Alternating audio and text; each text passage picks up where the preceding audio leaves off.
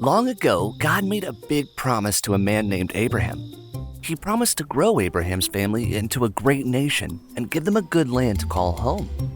The promise passed to his son, Isaac, and his grandson, Jacob.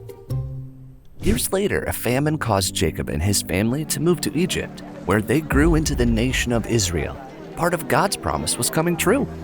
Egypt was not the good land God had promised, though. That land was still far, far away. But Jacob and his people couldn't leave because Pharaoh, the king of Egypt, forced them to be his slaves. Moses was an Israelite, but instead of being a slave, he had grown up in Pharaoh's household. That is, until he had to flee Egypt and hide in the desert. One day, he was taking care of sheep when he saw the strangest thing. A bush was on fire, but it wasn't burning up. Something this strange? Moses had to get a closer look. God saw what Moses was doing, so he called out from inside the burning bush, "Moses! Moses!"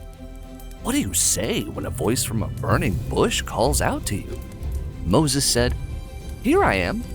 Then God told him not to come any closer and to take off his sandals, because he was standing on holy ground. Then God introduced himself to Moses. "I am the God of your father. I am the God of Abraham. I am the God of Isaac, and I am the God of Jacob."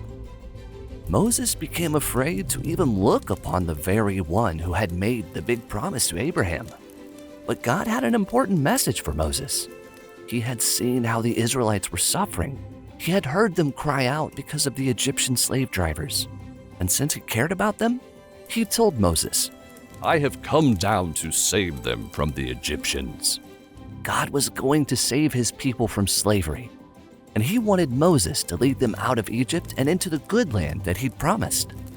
Moses wasn't exactly excited about this plan, but God promised to be with him. God also promised the Israelites would one day worship him on the very mountain where Moses was standing, Mount Horeb. If Moses was going to do what God commanded, he wanted everyone to know exactly who had sent him, so he asked for God's name. God said to Moses, "I am who I am.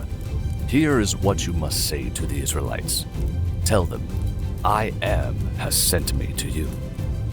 This name, I am, shows that God is the true God, the God who is, the God of the promise made to Abraham.